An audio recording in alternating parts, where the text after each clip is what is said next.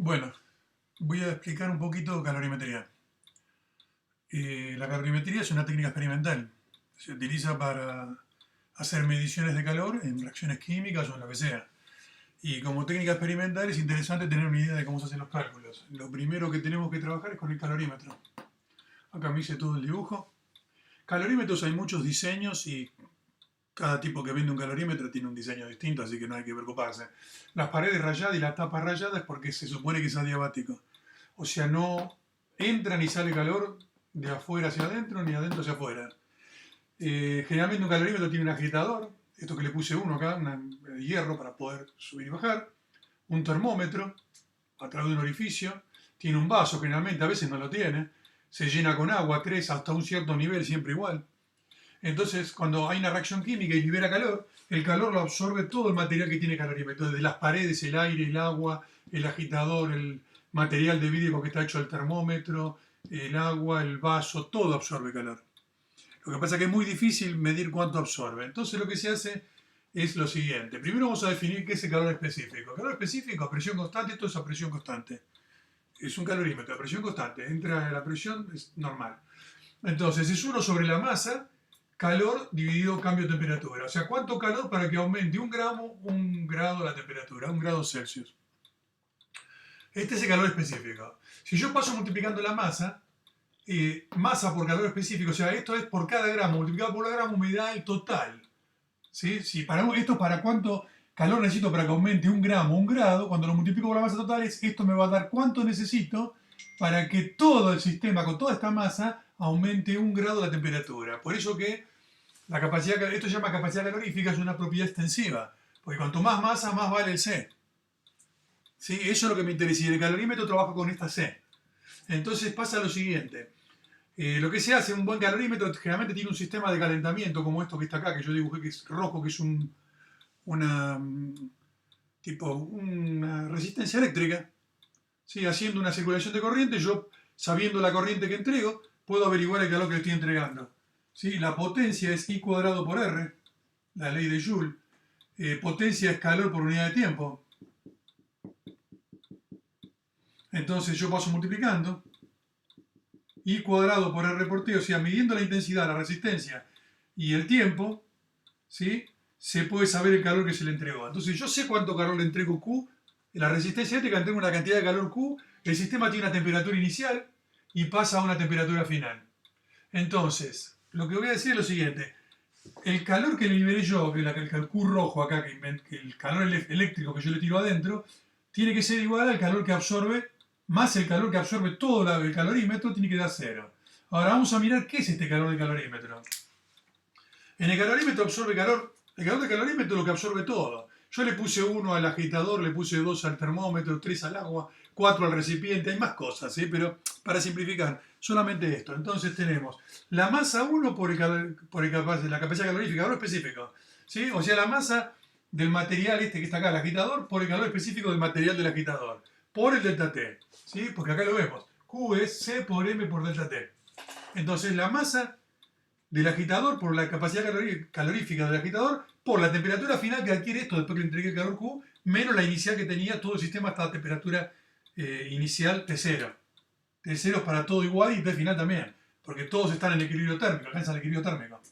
Más la masa del material con que está hecho la masa del termómetro por el material con la capacidad calorífica del material con que está hecho, por el mismo delta T, porque el T final es para todos igual y la inicial es para todos igual, más la masa 3, que es la masa de agua, por el calor específico del agua, por el mismo delta T, más la masa del recipiente, pues se suma todo.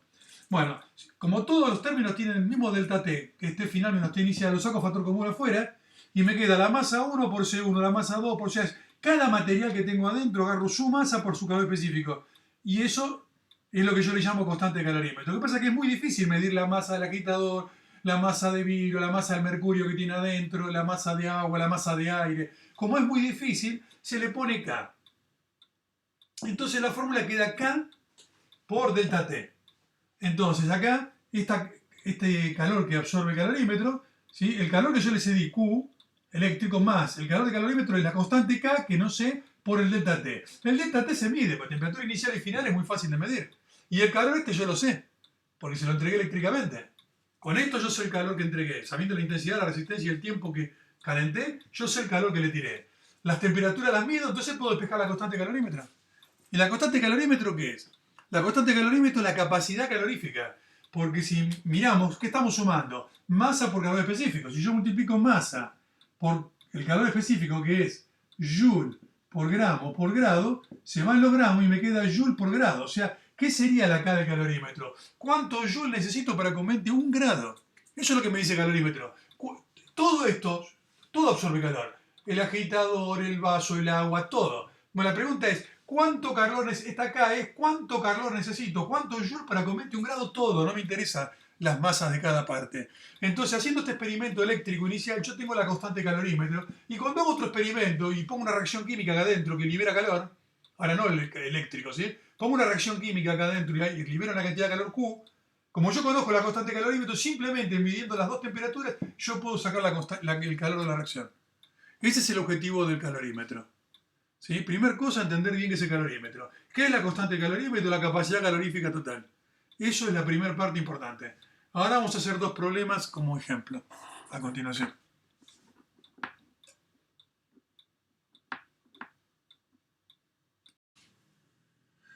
Bueno, vamos a aplicar el problema número 12. El problema número 12 de la nueva guía de Físico-Química 1 es un problema típico de determinación de calor específico de un metal.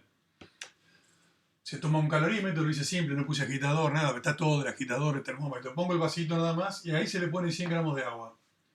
Bueno, se calienta eléctricamente, se le entregan 4.510 joules. Y la temperatura pasa de 20,2 a 25,7 grados. O sea que hay un aumento de 5,5 grados por una cantidad de calor que está acá. Recordemos que el calor que recibe el calorímetro lo recibe en distintas partes. Lo recibe uno, el agitador, el termómetro, el agua, todos. Entonces voy sumando cada calor.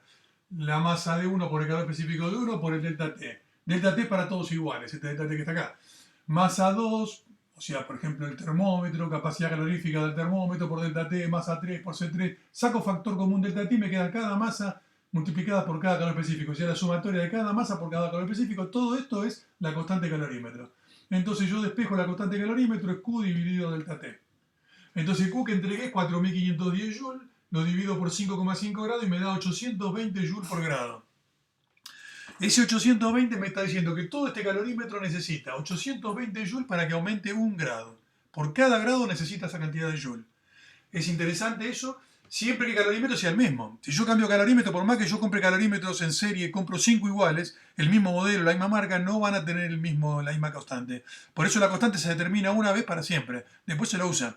Entonces este calorímetro tiene este valor. Y vale eso siempre que yo cargue con 100 gramos de agua. Porque si yo pongo 120 de agua o 50 de agua, va a cambiar la capacidad calorífica. Porque la masa, una de las masas que está acá va a cambiar. Entonces siempre el experimento se hizo, la primera vez se calibró con 100 de agua, en todos los experimentos hay que adaptarlo para que sean 100 gramos de agua. Si es una reacción química, bueno, que sean, no sé, 50 y 50 mililitros, que aproximadamente en el volumen final haya 100 gramos de líquido, de solución acuosa, por ejemplo. Pero hay que tratar de que la masa total sea la misma, para poder usar la misma constante de calorímetro. Si yo modifico algo, cambio el termómetro porque se rompió, ya no va a ser lo mismo, hay que determinarlo de nuevo. Entonces se determinó la constante de calorímetro con la primera parte y en la segunda lo que se hace, se pone 100 de agua de nuevo para repetir las condiciones. Ahora parto de 20 grados, no tiene por qué estar la temperatura inicial igual que antes, fue un poquito distinta, se enfrió, se hizo la noche y hace más frío. Y entonces ahora yo le meto, con 20 grados inicial, agarro un pedazo de 25 gramos de cobre, que está a 82 grados, bien caliente, y lo tiro entre el agua. Entonces el cobre cede calor y lo absorbe el calorímetro. La suma de los dos es 0. La temperatura final termina siendo 20,7 cuando el sistema alcanza el equilibrio térmico. Entonces reemplazo el calor del cobre, la masa de cobre, por el calor específico del cobre, por temperatura final, que para todos es la misma, menos la inicial del cobre, que le llamé primo, 82. Más el calor del calorímetro, la constante, como vimos acá, por el delta T, que es la temperatura final, que es para todos igual, menos la inicial de calorímetro, que no es 82, es 20. Entonces reemplazo 25, esto es lo que quiero calcular, el calor específico del cobre, temperatura final 20,7 para todos, la inicial del cobre es 82, la capacidad calorífica, de calorímetro, la constante es 820, no puse las unidades, conviene hacerlo bien con todas las unidades, prolijito, y ver que da todo bien. Acá es 20,7 para final, para todos igual siempre, pero la inicial de este es 20 grados. Arranca de 20 calorímetros. Bueno, son todos números menos la capacidad calorífica del cobre, así que se pasa para otro lado, se despeja y llegamos a 0,375 Joule por cada gramo por cada grado. Ese es el calor específico del cobre. Es bastante bajo si comparamos con el agua, que es 4,184. Quiere decir que para que un gramo de agua aumente un grado necesito 4 y pico Joule. Acá con 0,3, o sea, redondeando esto es 0,4. O sea, con muchísimo menos calor, logro calentar igual el cobre que el agua. Por eso decimos que el agua tiene una inercia térmica. El agua tiene mucha resistencia a cambiar de temperatura. Necesita mucho calor, porque la capacidad calorífica es alta, mucho calor para que aumente un grado. El cobre con muy poco calor aumenta un grado. Por eso el cobre se utiliza para la transmisión de calor. Como serpentines de intercambio de calor, generalmente son de cobre. Además de que no se oxida fácilmente. Bueno, este es el problema número 12 que aplica todo lo de que vimos antes del calorímetro. ¿Sí? Primero se determina la constante de calorímetro y después, si yo siempre cargo igual, puedo usarlo para hacer distintas mediciones. Por ejemplo, en este caso fue determinar el calor específico de un metal, del cobre. ¿Sí? Es un experimento que se podría hacer en el laboratorio. Bueno, a continuación ahora vamos a ver un problema más. Hay varios problemas, pero creo que el más, son tres. El más interesante, el 11 es parecido al 13, así que vamos a hacer el 13, que es el más complicado. Bueno, el problema 13. El problema 13 tiene algunas complejidades porque no se puede hacer directamente planteando ecuaciones, hay que tantear a ver qué pasa. Entonces, la cuestión es la siguiente. Esto es lo típico que uno hace cuando tiene una bebida caliente en verano y le pone un cubito de hielo adentro para bajarle la temperatura.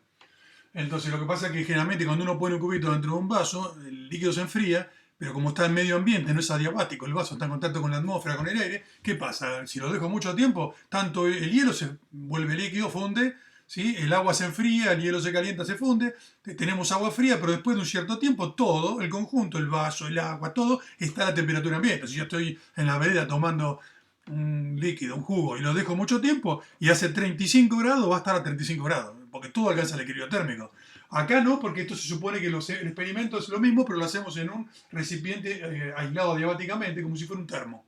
O sea, tengo agua caliente en un termo, la quiero enfriar. Le tiro un cubito adentro de 25 gramos, le pongo H al hielo, hasta menos 10 grados, o sea, no es hielo a cero, sino a menos 10 grados, sacado de un freezer, qué sé yo, lo tiro dentro de 200 gramos de agua, que está a 30 grados. El agua le voy a llamar A. Agua líquida A y hielo H. Los datos que me dan a mí son el CP del hielo, que es 2 Joule por gramo por grado. El del agua sabemos que es 4,184 Joule por gramo por grado. Comparemos estos dos valores. La capacidad calorífica del agua es el doble que la del hielo. Quiere decir que el hielo con la mitad del calor yo le aumento 1 grado a 1 gramo de hielo su temperatura. Es más fácil calentar hielo que calentar agua líquida. Y me dan el delta H de fusión, que es cuánto calor necesito para que funda el hielo. Bueno, el hielo necesita 6010 joules para que funda cada mol de hielo. Está dado por mol, en las tablas está por mol. Como esto viene todo por gramos, podemos llevarlo a gramos multiplicando por... Yo sé que un mol de agua son 18 gramos. Entonces mol con mol se va y esto dividido 18 me da 334 joules por gramo. Eso es lo mismo que haber hecho una regla de 3. Y para 18 gramos, 6010, para 1 gramo X. Entonces, para fundir 1 gramo de hielo se necesitan 334 joules. 1 gramo de hielo. Tengo todo por gramo, listo. La pregunta es la siguiente. Me pide el problema que averigüe el estado final, cuál es la temperatura final y en qué estado va a estar. Si la temperatura final me da 10 grados, el agua se enfrió, pero el hielo evidentemente desapareció. O sea, el hielo no solo se calentó el hielo, porque el hielo está a menos 10. Se calentó, llegó a 0, gastó calor en fundir, ¿sí? Porque cuando hay fusión no hay cambio de temperatura. Gastó calor en fundir y además de eso, una vez que fundió se calentó hasta 10 grados. Pero yo no sé la temperatura final cuál va a ser. ¿Y qué pasa si la temperatura final es 0 grados? Si es 0 grados puedo tener todo sólido a 0 grados, puedo tener todo líquido a 0 grados o hielo con agua a 0 grados. Y si la temperatura final es menos 5, y entonces va a ser todo hielo. La pregunta es ¿cómo sé dónde va a parar esto? Pues yo no puedo hacer el cálculo de cuán masa por calor específico, porque el calor específico depende si es hielo o si es agua. Y yo de antemano no sé si va a ser líquido o sólido, entonces hay que hacer un tanteo. Eso es lo difícil de este problema, que no se puede calcular hasta que no se haga un tanteo inicial. ¿Y cuál es el tanteo inicial? Tenemos que ver, por ejemplo, si yo digo estos 25 gramos de hielo están a menos 10 grados, ¿cuánto calor necesita para que llegue hasta 0, siendo hielo? Hielo a 0 grados. Puedo calcularlo eso. Después, ¿cuánto calor necesito para que todo ese hielo funda? Y voy sumando, acumulando esos calores. Y me fijo, ¿de dónde va a venir el calor que va a absorber el hielo? Del agua caliente, que se va a ir enfriando. Entonces también puedo preguntar, ¿cuánto es el calor que puede ceder el agua como máximo? Si el agua está a 30 grados, puede seguir líquida hasta llegar a 0 grados líquida. Entonces, esta agua, la máxima cantidad de calor que puede largar, ¿cuánto es? Es que pase de 30 grados a 0. Entonces hay que hacer todos esos tantos y comparar. Entonces vamos a estudiar primero el hielo. El hielo, a ver. El hielo. ¿Cuánto calor puede absorber el hielo? Por ejemplo, si va a 0 grados, sólido, hielo sólido. El calor sería, ¿sí? Calor del hielo para ir de menos 10 a 0. Lo indico así. De menos 10 a 0 es la masa de hielo, 25 gramos, por la capacidad calorífica del hielo es 2,00, lo puse sin las cifras significativas. Esto es joule por gramo por grado. Por el delta T, temperatura final sería 0 menos la temperatura inicial. La temperatura inicial es menos 10. Grado se va con grado, gramo se va con gramo. Menos me queda 10. Me queda 10 por 2 por 25. 25 por 2, 50 por 10. Esto me da 500. O sea, son 500 joules que tiene que absorber el hielo para volverse hielo a 0 grados. Además, ¿qué calor necesito para que ese hielo que está a 0 grados ahora funda? Bueno, el calor para la fusión de todo el hielo sería la masa de hielo por el calor de fusión. Entonces la masa de hielo son 25 gramos y acá averigüé que son 334 joules cada gramo. Gramo se va con gramo y ahí hago la cuenta. Es 25 gramos por 334, son 8.350 joules. Entonces, ¿qué pasaría si yo sumo todos los calores? Sería, acá es para que se caliente el hielo de menos 10 a 0, si sigue siendo hielo. Y acá para que todo ese hielo se vuelva líquido. O sea que estaría yendo con hielo, si sumo los dos procesos, sería ir de hielo a menos 10 grados sólido, llegar, ¿sí?, a agua líquida, ¿sí? O sea, 25 gramos de hielo, a menos 10 grados llevar agua líquida a 25 gramos y a 0 grados, que es sumar esos dos calores. El calor ese total del hielo es 800, digo bien, no, es 8.350, puse mal. Acá es 8.350.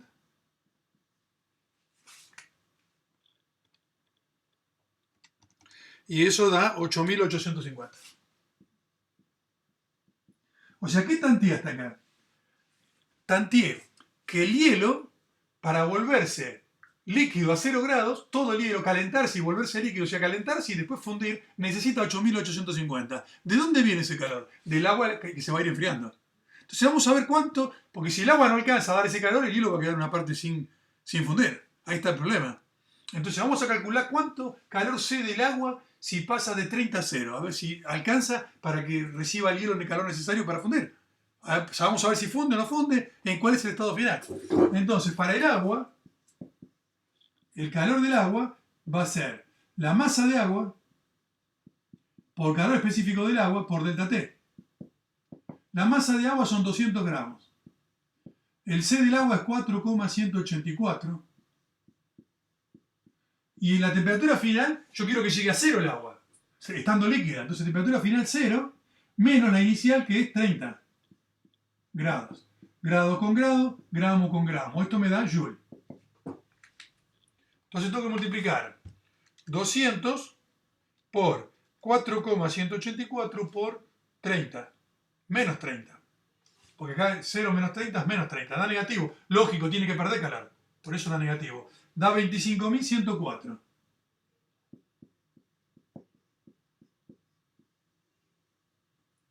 O sea que el agua, 200 gramos de agua es mucha cantidad de agua. Si se enfría de 30 grados a 0 grados, pierde menos 25.000 joules aproximadamente. Se lo entrega al hielo. El hielo con 8.800 ya está hecho, ya pasa a ser líquido. Entonces me estoy dando cuenta claramente que el estado final va a ser líquido.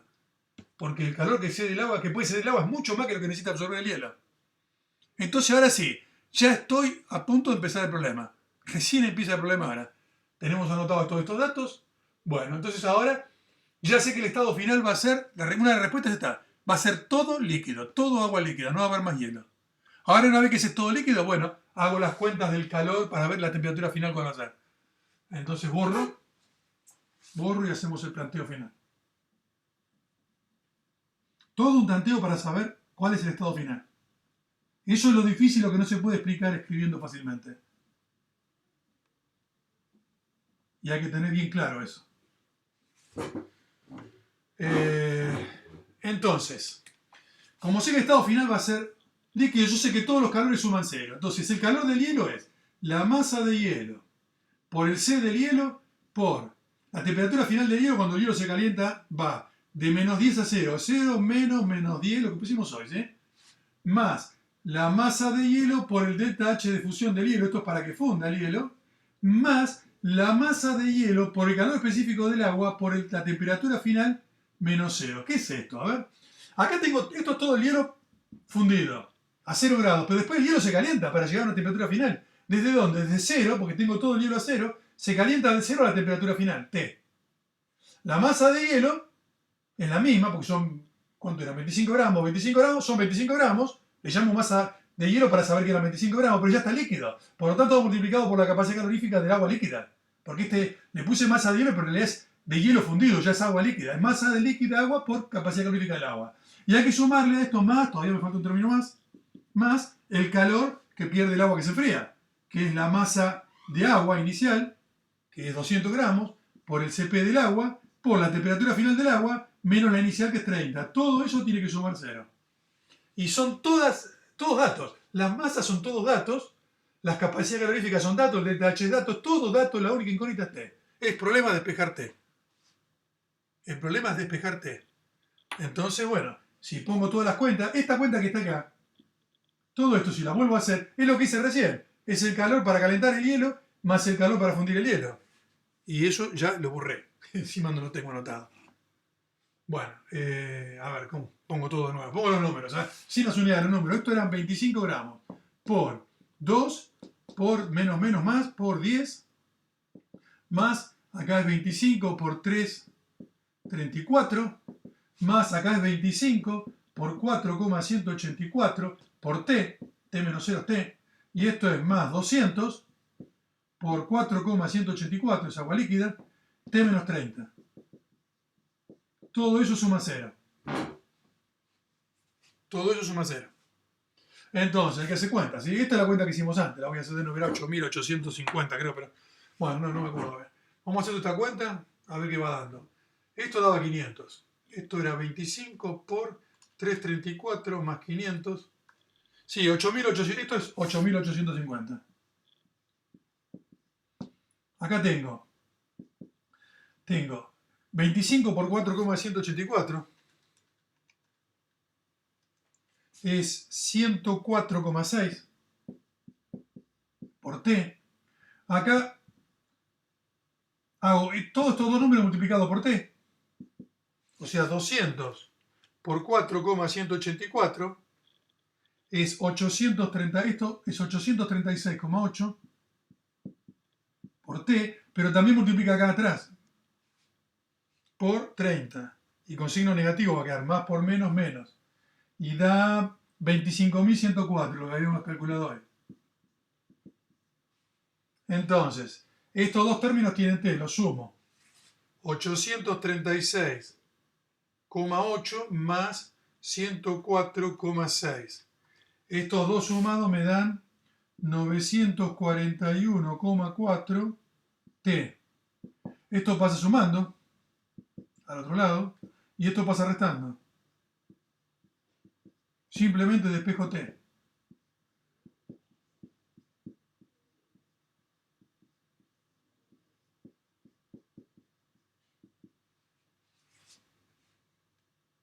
$25.000, no es una coma, 25.104 menos 8.850 dividido 941,4. Esto me da 17,26, 17,3 con 3 cifras. Creo que la respuesta al problema. Hay que ver los datos como no. 25 gramos vino con 2 cifras. A ver, 25 gramos vino con 2 cifras. Hay que redondear a 2 cifras. Al final, la temperatura final con 2 cifras queda redondeada a 17 grados. O sea que todo el sistema termina siendo agua líquida a 17 grados. Conseguimos que el termo que se había calentado, que tenía agua a 30 grados, tenga ahora agua a 17 grados. Este problema es válido mientras sea en un sistema diabático Y si es al aire libre es aproximadamente los primeros minutos, cuando funde el hielo y se enfrió el agua, pero después el sistema sigue evolucionando y termina alcanzando el equilibrio térmico y va a tener temperatura ambiente, no va a tener 17 grados. Pero bueno, es un problema típico que hay que andar calculando. Para poder hacer este planteo que yo hice acá, tengo que saber que, por ejemplo, este término que está acá, que el hielo se convirtió en agua líquida, entonces lo multiplico por el calor específico, estoy suponiendo que la temperatura T fue mayor que cero. ¿Sí? Los cálculos se complican cuando las cantidades son distintas. No pretendo que sean especialistas en esto, pero por lo menos una idea, y con esto es un buen arranque para tener idea.